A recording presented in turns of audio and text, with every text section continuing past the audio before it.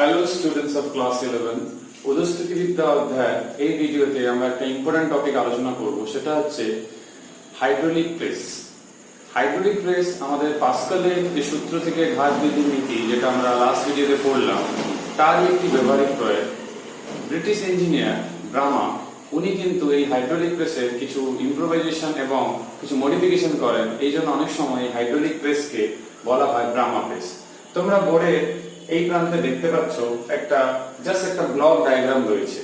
তো একটা ব্লক ডায়াগ্রামে কোথায় কি আছে তোমাদের বইতে 505 পেজে ডায়াগ্রাম ভালো করে রয়েছে, চিত্র নাম্বার 2.20। তোমরা সেটা দেখতে পারো, এটাও দেখতে পারো, বইতে একটু সুন্দর করে আঁকা রয়েছে।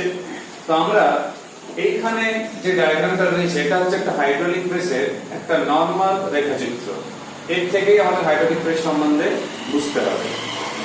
মূলত এই যন্ত্রের কি কাজ না, ধরো কোনো বীজ থেকে তেল বের করা, কিংবা কাগজ, পাট, তুলো, এগুলোকে প্রেস করে অর্থাৎ পিষ্ট করে বড় আয়তন থেকে ছোট আয়তনে কনভার্ট করে নেওয়া, এই কাজে কিন্তু এই ব্রামা প্রেস কিংবা হাইড্রোলিক প্রেস খুব ব্যবহার হয়। তো তোমরা এখানে যে ব্লক ডায়াগ্রাম দেখছো, আমি ডায়াগ্রামটা একটু বুঝিয়ে দিই, কিন্তু তার আগে বলি, আগে অ্যানুয়াল এক্সামিনেশনে হাইড্রোলিক প্রেসের ব্যাপারে অনেক কিছু প্রশ্ন আসতো। ইদানিং প্রশ্ন একটু কমে গেছে, ইম্পর্টেন্ট এখনো রয়েছে, অঙ্ক হতে পারে, থিওরিও হতে পারে, কিন্তু বর্ণনা যন্ত্রে যেটা আমি এখন স্টার্টিং এ বলছি, সেইটা হয়তো পরীক্ষাতে আসার একটু সম্ভাবনা কম রয়েছে। তোমরা কার্যনীতি, সেখান থেকে যে শক্তি সংরক্ষণ হচ্ছে আর এখান থেকে যে ঘাত বৃদ্ধি হচ্ছে, সেইগুলো একটু বেশি ভালো করে পড়বে আর অঙ্কগুলো ভালো করে পড়বে। ঘাত বৃদ্ধি নীতি এটা একটা প্রয়োগ, হাইড্রোলিক প্রেস। হাইড্রোলিক লিফট সেটাও কিন্তু ঘাত বৃদ্ধি নীতির প্রয়োগ, সেটাও আমরা এই ভিডিওতে আলোচনা করব। আর এটা হচ্ছে হাইড্রোলিক ব্রেক, সেটাও কিন্তু এই ঘাত বৃদ্ধি নীতির উপরে ভিত্তি করে কিন্তু হয়েছে। তো এখানে আমি যতটা শর্টে যতটা গুরুত্বপূর্ণ পয়েন্টগুলো বলা যায় সেগুলো আমি বলছি। তোমরা এই ক্ষেত্রে দেখবে দুটো চোঙ রয়েছে। এই ক্ষেত্রে দেখো একটা C1 রয়েছে চোঙ, আর এই ক্ষেত্রে দেখো একটা বড় চোঙ রয়েছে C। তাহলে এর উপরে দেখবে একটা পিস্টন আছে P1, এইখানে একটা পিস্টন আছে P2। তো এই P1 আর P2 যে পিস্টন রয়েছে, সাপোজ এর প্রস্থচ্ছেদের ক্ষেত্রফল আলফা আর এর প্রস্থচ্ছেদের ক্ষেত্রফল হচ্ছে বিটা। তো বুঝতেই পারছো এটা একটু সরু চোঙের মতো, আর এইটা হচ্ছে কিন্তু একটু বড় চোঙ যার প্রস্থচ্ছেদ বেশি রয়েছে। আবার লক্ষ্য করে দেখবে এদের উপরে যে পিস্টনটা রয়েছে, সেই পিস্টনটা হচ্ছে জল রোধক পিস্টন, কিন্তু এই P1 আর এই যে P2, আর চোঙ রয়েছে C1 C2, যেটা আমি একটু আগে বললাম। নিচে দেখবে একটা তরলপূর্ণ পাত্র রয়েছে, আমরা সেটাকে এই ক্ষেত্রে জল ধরতে পারি, কোনো ক্ষেত্রে সেটা কোনো তেল জাতীয় পদার্থ হতে পারে, যাই হোক এটা তরল রয়েছে, যে কোনো প্রবাহী হলে চলবে, কিন্তু তরল নিয়ে আমরা আলোচনা করব। আর এই ক্ষেত্রে দেখবে একটা ভালভ রয়েছে V1, আর এই ক্ষেত্রে দেখবে একটা ভালভ রয়েছে V2। এই ভালভের খুব গুরুত্বপূর্ণ ভূমিকা থাকে, কারণ হচ্ছে এই ভালভগুলো হচ্ছে একমুখী, অর্থাৎ একদিকে জল আসতে দেয়, অপর দিকে কিন্তু আসতে দেয় না, বাধা দেয়। যেরকম একটা উদাহরণ দিই, এই ক্ষেত্রে দেখো এই নিচের পাত্র থেকে তরল কিন্তু C1 এ যেতে পারে, ভালভটা এরকমই, কিন্তু উপর থেকে নিচে কিন্তু তরল আসতে পারে না। তো এটা হচ্ছে এই ভালভের বৈশিষ্ট্য। একইভাবে আমরা এখানে যে ভালভ রয়েছে V2, এই ক্ষেত্রেও দেখতে পারো যে C1 থেকে তরল কিন্তু C2 তে প্রবেশ করতে পারে এই ভালভটা, কিন্তু C2 থেকে C1 এ তরল কিন্তু যেতে পারে না। তাহলে ভালভগুলো এইভাবেই থাকছে। দুটো নল দেখতে পাচ্ছ, একটা T1 একটা T2, এখানে একটা প্যাঁচকল দেখতে পাচ্ছ, সেটা হচ্ছে S। এইটাকে আমরা বন্ধ করে যাকে প্রেস করতে হবে কিংবা পিষ্ট করতে হবে তাকে এই পাটাতনের উপরে রাখা হয়। আর এই বড় চোঙ যেটা C2, তার উপরেই দেখতে পাচ্ছ আমাদের যে চোঙ, এখানে দেখতে পাচ্ছ পাটাতন রয়েছে, একটা শক্তপোক্ত পাটাতন রয়েছে, এখানে একটা স্ট্যান্ডের মতো রয়েছে। এই পাটাতনের উপরে সেই বস্তুকে রাখতে হয় যাকে প্রেস করতে হচ্ছে, মানে যাকে প্রেস করতে চাইছি, যাকে পিষ্ট করতে চাইছি। যে বীজ হতে পারে যেখান থেকে তেল নিষ্কাশন করতে চাইছি, কিংবা তুলো হতে পারে, পাট হতে পারে, যেটা আমাদের কাজ সেটাকে আমরা এখানে প্লেস করব। তো এটা হচ্ছে ব্যাপার। এইখানে আর যা রয়েছে নেক্সট গুরুত্বপূর্ণ জিনিস যেটা রয়েছে, সেটা হচ্ছে এই হাতলের মতো যে অংশটা রয়েছে, এটা হচ্ছে একটা লিভার, যেটা নাম দেখতে পাচ্ছ OL, যার আলম্ব রয়েছে এখানে O। এবার বুঝতে পারছো যখন এখানে একটা বল কিংবা ওজন যাকে আমরা বলছি বল প্রয়োগ করছি W, তখন তার ফলস্বরূপ এই ছোট পিস্টনে একটা বল ক্রিয়া করছে, সেটা হচ্ছে F1। তাহলে এখানে যদি F2 ক্রিয়া করে, তো স্বাভাবিকভাবে F2 টা এই F1 এর থেকে অনেক গুণে বেশি হবে, যেহেতু এর প্রস্থচ্ছেদ বেশি। আবার এই পিস্টনগুলো এইভাবেই থাকে, যখন এখানে লিভার দিয়ে বল প্রয়োগ করা হবে এই পিস্টনটা নিচের দিকে আর উপরের দিকে এরকম নামতে পারে, উঠতে পারে। সেম এই ক্ষেত্রেও তাই। কিন্তু তাহলে দেখতেই পাচ্ছ এইখানে ছোট পিস্টনের ক্ষেত্রে যে কার্যকর দৈর্ঘ্য থাকছে আরম্ভ থেকে সেটা হচ্ছে x, আর লিভারের হাতল থেকে যে কার্যকর দৈর্ঘ্য থাকছে সেটা হচ্ছে y, যেটা আমরা কৃতকার্য বের করার ক্ষেত্রে এবং উৎপন্ন ঘাত বের করার ক্ষেত্রে ক্যালকুলেশনে কিন্তু কাজে লাগবে। এবার যাকে পিষ্ট করতে হবে আমি আগেই বলেছি, তখন প্যাচ কলটাকে বন্ধ রাখতে হবে, বন্ধ রেখে এইখানে সেই ম্যাটেরিয়ালটাকে সেই পদার্থকে রাখতে হবে। এবার প্রশ্ন হচ্ছে, এটা তো গেল তার গঠন কিংবা কিভাবে পিষ্ট করা হয়, কিন্তু সত্যি যে এখানে ঘাত বৃদ্ধি হচ্ছে সেটা তো আমাকে ম্যাথমেটিক্যালি দেখাতে হবে, যেটা তোমরা বইতে দেখতে পারো 506 পেজে উৎপন্ন ঘাত বলে একটা হেডিং দেওয়া রয়েছে। তাহলে আমরা এখানে কত পরিমাণ ঘাত উৎপন্ন হচ্ছে সেইটাকে কিন্তু আমাদের বের করতে হবে। তো সেইটা বের করার জন্য সবচেয়ে প্রথমে যেটা আমি এখানে বলেছিলাম যে এই দিকে লিভারের সাহায্য নিয়ে আমরা W পরিমাণ বল কিন্তু প্রয়োগ করেছি। তো W পরিমাণ যদি বল প্রয়োগ করে থাকি তাহলে এইখানে কত পরিমাণ বল প্রযুক্ত হলো, না সেটা হচ্ছে F1 পরিমাণ বল প্রযুক্ত হলো। যদি F1 পরিমাণ বল প্রয়োগ হয়ে থাকে তাহলে দেখতেই পাচ্ছ সেখান থেকে লিভারের দূরত্ব আরম্ভ থেকে এই যে F1 যেখানে বল প্রযুক্ত হয়েছে সেটা হচ্ছে x, আর এর ক্ষেত্রে y।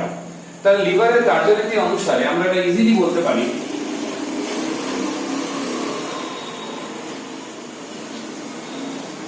আশা করি তোমরা বুঝতে পেরেছো এটা বলা যাবে। কেন বলতে পারছি না, যেরকম আমরা বলের ভ্রমণ বের করি বল ইনটু দূরত্ব, এরকম লিভারের ক্ষেত্রেও তাই আরম্ভ যত দূরত্ব রয়েছে যেখানে বল প্রযুক্ত হয়েছে সে বল ইনটু আরম্ভের দূরত্ব, আবার এই ক্ষেত্রে যে বল প্রযুক্ত হয়েছে ছোট পৃষ্ঠের উপরে সেটা হচ্ছে F1, সেখান থেকে আরম্ভের দূরত্ব। তো এটা আমরা লিখতে পারবো।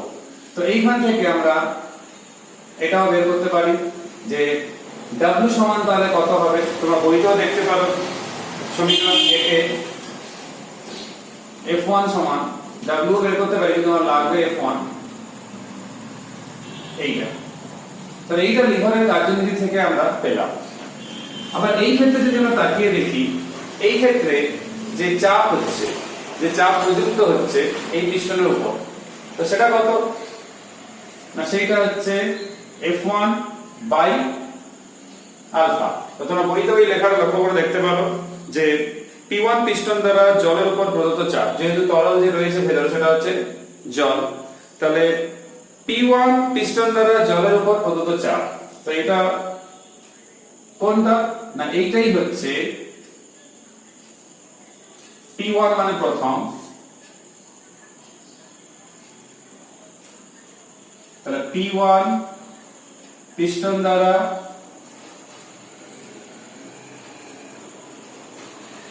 জলের উপর প্রযুক্ত চাপ।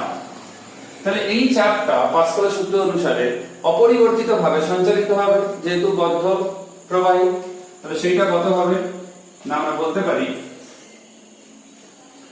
F2 সমান হবে F1 বাই আলফা, সেই পরিমাণ চাপ হলো। তাহলে এই প্রস্থচ্ছেদের ক্ষেত্রফল কত, বিটা। এবার দেখো এই যে F1 by alpha into beta থাকছে, তাহলে এটাকে আমি এভাবে লিখতে পারি F1 into beta by alpha. F1 সমান কত, W into y by x into beta by alpha. তোমরা দেখতেই পাচ্ছ ডায়াগ্রামে y এর মান x এর থেকে বেশি আছে, বিটার মান বড় যে রয়েছে এখানে পিস্টন তার প্রস্থচ্ছেদের ক্ষেত্রফল স্বাভাবিকভাবে বেশি, তাহলে বিটার মান আলফার থেকে বেশি। তাহলে অতএব F2 এর মান W এর থেকে বেশি। তার মানে উৎপন্ন ঘাতের পরিমাণ, যে পরিমাণ বল প্রয়োগ করা হয়েছিল লিভারে তার থেকে অনেক গুণে বেশি, কারণ বিটা আলফার থেকে অনেক গুণে বড়।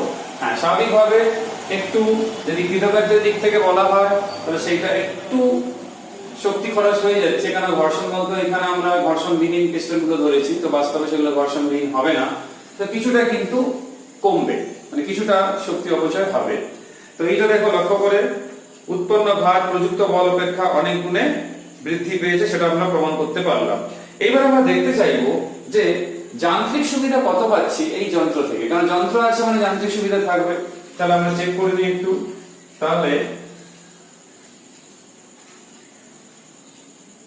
যান্ত্রিক সুবিধা কত হবে, তো যান্ত্রিক সুবিধা সমান কি হবে? উৎপন্ন ঘাত বাই প্রযুক্ত বল। কত ঘাত উৎপন্ন হয়েছে সেটা হচ্ছে F2, প্রয়োগ কত করা হয়েছিল না W, তাহলে কত পাওয়া গেল?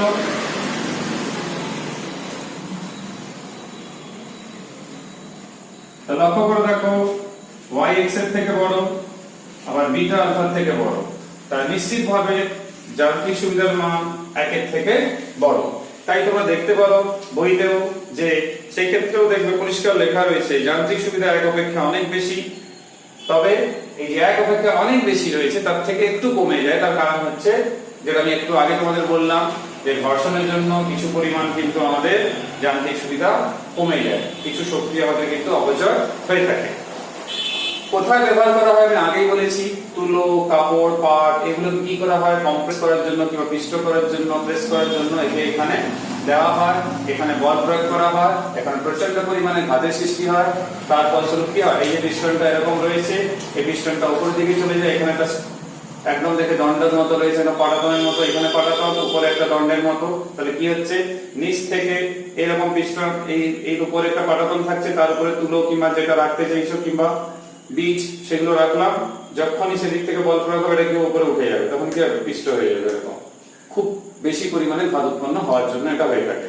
তো ব্যবহার এগুলোই রয়েছে, দেখবে তেল বীজ থেকে তেল নিষ্কাশন করা, লোহা ও ইস্পাতের দণ্ডের শক্তি পরীক্ষার জন্য এই যন্ত্র ব্যবহার করা হয়।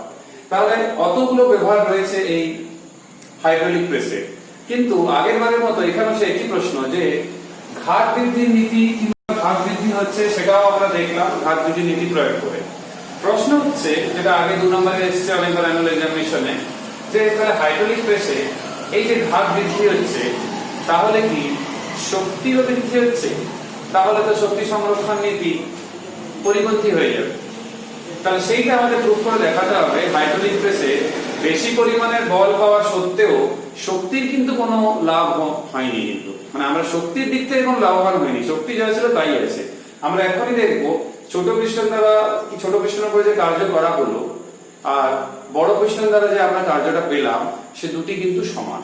তো তাহলে আমরা শক্তি বৃদ্ধি আর হ্রাসের কোনো ব্যাপার থাকলো না, বরং একটু কমে যাওয়ার প্রশ্ন থাকছে। তার কারণ হচ্ছে ঘর্ষণের জন্য কিছুটা অপচয় হয়ে যাচ্ছে শক্তি। তো সেইটা আমরা এখনই প্রুফ করে দেখব। তো সেইটা প্রুফ করার জন্য আমরা সবচেয়ে প্রথম যে F1 পরিমাণ যে বল প্রযুক্ত হলো ছোট পিস্টনে, তো স্বাভাবিকভাবে সেখানে কিছু পরিমাণে যখন বল প্রয়োগ হলো এটা কিছুটা হলেও এই পিস্টনটা নেমে আসবে। সাপোজ এই অবধি নেমে এলো, এই অবধি নেমে আসা মানে আমি এরকম বললাম D1 পরিমাণে নিচের দিকে নেমে এলো পিস্টনটি। তো স্বাভাবিকভাবে এই দিকে যে পিস্টনটা ছিল সেই পিস্টনটা উপরের দিকে উঠবে, তো সেটা যতটা উপরের দিকে উঠবে সেটা আমি ধরলাম D2। তাহলে এইখানে যে পরিমাণ তরলের আয়তন হ্রাস পেল অর্থাৎ নিচের দিকে নামলো, সেই পরিমাণ তরল এখানে উঠবে, উচ্চতা সমান উঠবে না, কারণ এখানে প্রস্থচ্ছেদ তো বেশি, তো এখানে কম উঁচু উঠবে।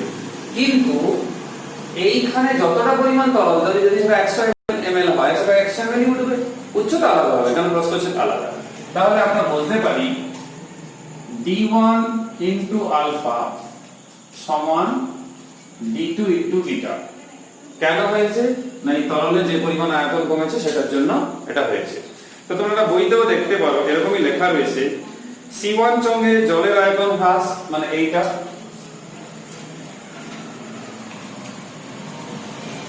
তাহলে C1 চোঙে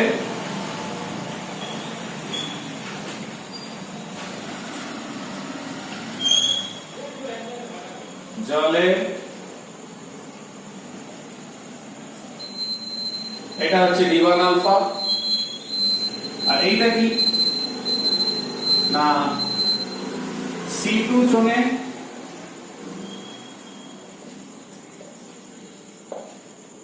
জলের আয়তন বৃদ্ধি। এই দুটো জিনিস রয়েছে, তাহলে দুটো সমান হবে, কারণ এখান থেকে তরল কোথাও বেরিয়ে যাওয়ার কোনো সম্ভাবনা নেই। এইবার আমরা কৃতকার্য বের করার চেষ্টা করব। কিরকম না, সবচেয়ে প্রথমে আমরা P1 যে পিস্টন ছিল সেটার জন্য ভাববো। প্রথম করব P1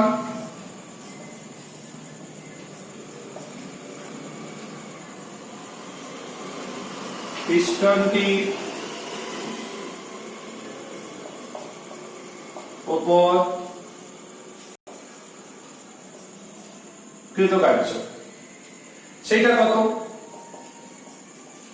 F1 ইন্টু D1, কারণ D1 সব এইদিকে হয়েছে সেই জন্য, তাহলে F1 ইন্টু D1 হলো।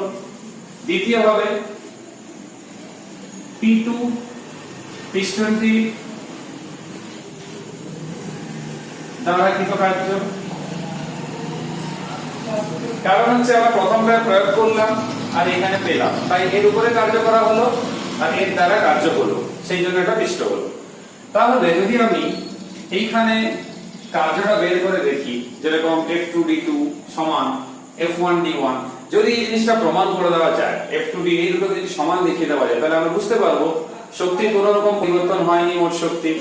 তো সেইটা আমরা এখন লক্ষ্য করে দেখব। তো সেইটা লক্ষ্য করার জন্য আমরা সবচেয়ে প্রথম F2D2 মানটা বের করি। F2D2 এর মান যখন বের করব, তাহলে F2 সমান কত ছিল সেইটা আগে আমাদেরকে বের করে নিতে হবে। এটা কত হতে পারে না, F1 বাই আলফা, যেহেতু এই ক্ষেত্রে প্রস্থচ্ছেদ ছিল আলফা, তাহলে F1 বাই আলফা। তো দেখবে তোমরা বইতেও F2D2 রয়েছে, তো সেই F2 এর মানটা আমরা একটু আগেও কিন্তু আমরা বের করেছিলাম, ইনটু বিটা, কারণ এই দিকেই সঞ্চালিত হয়েছে, ইনটু তো তোমরা লক্ষ্য করে দেখো F1 by alpha into beta into D2। এবার প্রশ্ন হচ্ছে D2 ইনটু এই যে বিটা রয়েছে এর মান আমরা এখান থেকে পেয়ে যাচ্ছি, সেটা কত? D1 ইনটু আলফা, তাহলে F1 by alpha into D1 into alpha, তাহলে দেখো আলফা আলফা কেটে যাচ্ছে, তারপরে থাকছে কি F1 ইনটু D1। তাহলে এক কথায় বলতে গেলে F2D2 সমান পাওয়া গেল F1D1, অর্থাৎ ছোট পিস্টনের উপর কৃতকার্য যেটা ছিল F1D1 সমান পাওয়া গেল বড় পিস্টনের দ্বারা কৃতকার্য। তাহলে কার্যের যেহেতু কোনো পরিবর্তন হয়নি, সেই জন্য শক্তি সংরক্ষণের বিরুদ্ধে কোনো ঘটনা কিন্তু ঘটেনি। এই জন্য তোমরা বইতেও দেখতে পাবে পরিষ্কার লেখা রয়েছে P2 পিস্টন দ্বারা কৃতকার্য সমান P1 পিস্টনের উপর কৃতকার্য। এই জন্য বলা হয় হাইড্রোলিক প্রেসে শক্তি সংরক্ষণ নীতি কিন্তু কোনোভাবেই লঙ্ঘিত হয় না, বরং বলা উচিত কিছু শক্তি কমে যাবে ঘর্ষণে বাধার জন্য। এরপর যে দুটো প্রয়োগ রয়েছে সেই সম্বন্ধে আমরা একটু আলোচনা করব। সেটা হচ্ছে আমাদের যেরকম আমরা এই ক্ষেত্রে করলাম, একইভাবে যদি আমরা হাইড্রোলিক লিফটের কথা আসি, যেটা গ্যারেজে তোমরা কিংবা সার্ভিস সেন্টার গুলোতে যেখানে কার বাইকের কাজগুলো হয়, মানে শুধু ফোর হুইলার নয় অন্যান্য বড় গাড়ির ক্ষেত্রেও আমরা দেখি লক্ষ্য করে, স্পেশালি কারের ক্ষেত্রে, সেটা হচ্ছে হাইড্রোলিক। তোমরা কিছু ট্রাকেও দেখেছো, সেই ক্ষেত্রেও দেখবে তারা অন করে জিনিসগুলো চিপস বা এগুলো আমাদের হেল্প করে হাইড্রোলিক লিফটের সাহায্যে, তো সেটা হাইড্রোলিক জাস্ট পুশিং করে বের করে দেয়। তাহলে এই যে হাইড্রোলিক লিফটটা কিভাবে না, এর নীতিটা হচ্ছে কি, একদিকে সরু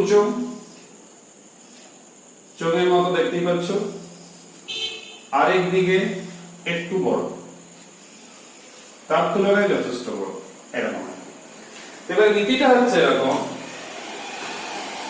এইখানে দুদিকেই দেখবে এটা মাঝে এই দিকে কিন্তু একটা পাটাতনের মতো একটা করা থাকে, যেটা তোমরা বইতে ডায়াগ্রামও দেখতে পাবে, এরকম একটা পাটাতনের মতো করা থাকে। কারণ গাড়ি বাইক যাকে আমরা স্ট্যান্ড করতে চাই, যাকে এখানে তুলতে চাই, যার রিপেয়ারিং কাজ হচ্ছে কিংবা সার্ভিসিং এর কাজ হচ্ছে, তাকে এখানটায় তুলতে চাই। কিন্তু অত ভারী মানুষ তো সহজে একটা দুজন চারজন মিলে তুলতে পারবে না। তার জন্য কি করা হয় না, এইখানে একটা বল প্রয়োগ করা হলো, সাপোজ এটা হচ্ছে F1, আর এইখানে যে পিস্টনের মতো আছে সেটা প্রযুক্ত হবে কত এটা F1, তারপর এটা হচ্ছে F2। তো এইখানে কম বল প্রয়োগ করে এখানে বেশি ঘাত উৎপন্ন করা হয় আগের মতো। এখানে দেখো প্রস্থচ্ছেদ কম, এখানে প্রস্থচ্ছেদ বেশি, তাহলে এখানে বেশি ঘাত উৎপন্ন হবে। তার ফলস্বরূপ কি হয়, এইখানে যে গাড়িটা রাখা থাকে, ঠিক আছে, গাড়িটা জাস্ট নিচের দিকে থাকলো, সেটা অটোমেটিক উপরের দিকে উঠে গেল। তাহলে এখানে কম বল প্রয়োগ করা হলো, তারপর গাড়িটা নিজে নিজে উপরে উঠে গেল, তারপর সুন্দর এখানে লোক দাঁড়িয়ে, মেকানিকরা দাঁড়িয়ে কাজ করতে পারে। তো এটা হচ্ছে ব্যাপার। তো কিভাবে হচ্ছে না, এই ক্ষেত্রে যদি ব্যাপারটা বুঝতে হয় সেটা হচ্ছে কি না, ধরো এইটাকে নামানো ছিল সাপোজ এরকম, তারপরে বল প্রয়োগ করার পর এটা উঠে গেছে, তার মানে কি এইখানে পিস্টন এই যে রয়েছে অতটা পরিমাণ বল প্রয়োগের পরে নেমেছে, সাপোজ সেটা যদি আমি ধরি D1, তাহলে এইখানে কি হবে, সেইটা উঠেছে। সমান পরিমাণ তো উঠবে না, কারণ এখানে প্রস্থচ্ছেদ বেশি, তাহলে কম পরিমাণ উঠবে, কিন্তু এখানে অনেকটা বেশি পরিমাণ নেমেছে। তাহলে এই ক্ষেত্রে মানে যেটা প্রথম ক্ষেত্রে, যদি এই যে পিস্টনের যদি ক্ষেত্রফল আমি A1 আর দ্বিতীয় ক্ষেত্রে তোমাদের বইতে ধরেছে যেরকম A2, তাহলে আমরাও তাই ধরবো, সেটা হচ্ছে A2। তাহলে আমরা বলতে পারি প্রথম ক্ষেত্রে যে প্রযুক্ত চাপ সেটা কত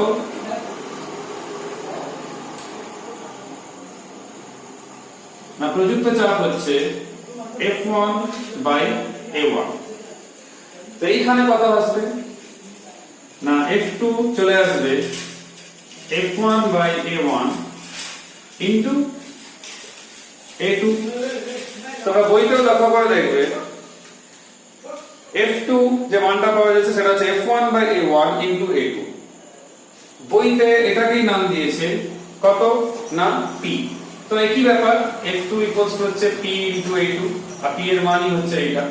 আমি অবশ্য যেটা বলতে চাইছিলাম সেটা দেখো, A2 এবং A1 এর মধ্যে A2 এর মান A1 এর থেকে যথেষ্ট বড়, তার মানে F2 এর মান নিশ্চিতভাবে F1 এর থেকে অনেক গুণ বড়, তার মানে F2 অনেক বেশি, তার মানে বেশি পরিমাণে ঘাত এখানে উৎপন্ন করা সম্ভব হয়েছে। এর ফলে এইখানে গাড়ি এলো, প্ল্যাটফর্মে উঠলো, তারপর এখানে বল প্রয়োগ করা হলো, সুন্দর এখান থেকে গাড়িকে উপরে তোলা হয়ে গেল। যেমন ট্রাকের ক্ষেত্রেও দেখবে তারা কি করে না, ড্রাইভার যেখানে বসে থাকে সেখান থেকে সুইচ প্রেস করে, ট্রাকের যে পেছনের অংশটা থাকে যেখানে মালপত্র রাখা আছে, বালি চিপস যাই থাকুক, এটা ধীরে ধীরে ধীরে ধীরে কি হয়, উঠে যায়, জিনিসটা ফেলে দেয়, আবার নিচে নেমে যায়। সেখানে কিন্তু সেই জিনিসটাকে নামাতে, নিচে ফেলতে অনেকটা পরিশ্রম লাগতো, সেটা কিন্তু লাগলোই না। তো এই জিনিসটা কিন্তু এই ক্ষেত্রেও হচ্ছে, কিন্তু এই ক্ষেত্রে অন্য পারপাসে করা হচ্ছে। এই ক্ষেত্রে কি হচ্ছে না, বাইক কিংবা আমাদের কার কিংবা এরকম নরমাল কোনো ফোর হুইলার, সেগুলোকে রিপেয়ারিং কিংবা সার্ভিসিং কাজে এখানে প্ল্যাটফর্ম এলো, তারপর এখানে বল প্রয়োগ করা হলো, এটা কি হবে, এখানে ছিল, ধীরে ধীরে ধীরে ধীরে উঠে এখানে চলে গেল, সুন্দর এখানে দাঁড়িয়ে তার ভেতরের দিকে যে কোনো কাজ কিন্তু সহজে করা যাবে, যেটা খালি চোখে নিচে বসে করা যাচ্ছিল। মানুষের শক্তি সংরক্ষণের দিকে কাজ করছে। তার মানে হাইড্রোলিক লিফট তো সেই হাইড্রোলিক প্রেসের মতো, শুধু উদ্দেশ্য আলাদা, সেই ঘাত বৃদ্ধি নীতির একটা প্রয়োগ। তারপরে তোমাদের বইতে রয়েছে দেখবে যে হাইড্রোলিক ব্রেক, তোমরা দেখেছো আমাদের বাইকের ক্ষেত্রেও রয়েছে, যে একটা প্যাডেলের মতো থাকছে, যেখানে চালক রয়েছে, সে সেখানে প্রেস করছে, প্রেস করলে কিন্তু গাড়িতে ব্রেক লেগে যাচ্ছে। ব্যাপারটা কেমন না, ব্যাপারটা হচ্ছে এরকম যে বড় চোঙের মতো থাকে, এইখানে এইখানে তার ব্রেক শুর মতো থাকে আর কি, এরকম ব্রেক শুর মতো থাকে আর কি, এরকম ব্রেক শুর মতো, আর এগুলো স্প্রিং এর মতো এখানটা থাকে আর কি। এটা কি হয়, যখন তোমরা কেউ যখন প্রয়োগ করছে আর কি,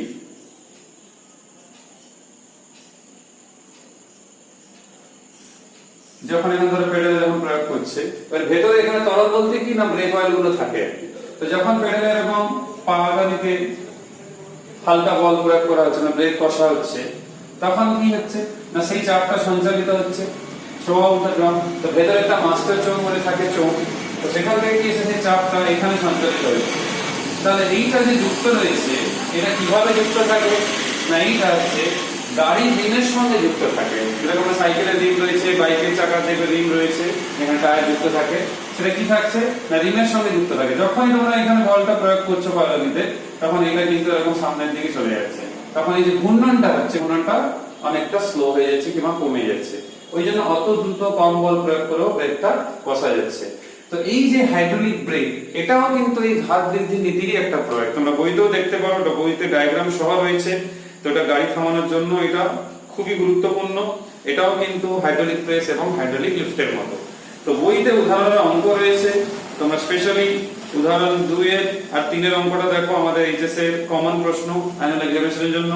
তারপর পরিচয় সংক্রান্ত প্রশ্ন রয়েছে, সেই পরিচয় সংক্রান্ত প্রশ্নতে আমি আগেই বলেছিলাম তোমাদের যে হাইড্রোলিক প্রেস থেকে যে যান্ত্রিক সুবিধা নির্ণয় করা হয়েছিল, যেটা একের বেশি ছিল, এবং ঘাত বৃদ্ধি যে হয়েছে সেই ঘাত বৃদ্ধিটা প্রমাণ করা, আর এই যে শক্তি সংরক্ষণ নীতি যে লঙ্ঘিত হচ্ছে না সেটা প্রমাণ করা, এটা একটু বেশি ইম্পর্টেন্ট হাইড্রোলিক ব্রেক আর হাইড্রোলিক লিফটের তুলনায়। তো হাইড্রোলিক প্রেসটাই বেশি ভালো করে পড়ে রাখতে হবে আর তার অঙ্কগুলো বুঝতে হবে। তো এই ভিডিওতে এই অবধি। নেক্সট ভিডিওতে নেক্সট টপিক আলোচনা হবে। সবাই সুস্থ থাকবে, ভালো থাকবে। পরের ভিডিওতে দেখা হচ্ছে। Till then, by.